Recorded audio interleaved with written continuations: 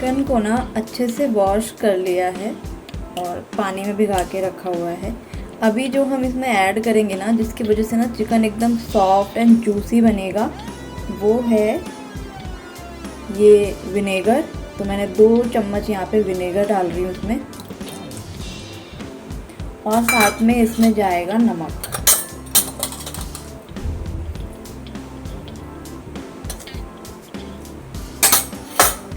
अच्छे से इसको मिक्स कर देंगे। इससे क्या होगा ना, एक तो ये और भी अच्छे से साफ़ हो जाएगा पूरा, और बिल्कुल जूसी एंड सॉफ्ट चिकन बनेगा, एकदम बढ़िया वाला। इसको हम रख देंगे अभी 1 घंटे के लिए।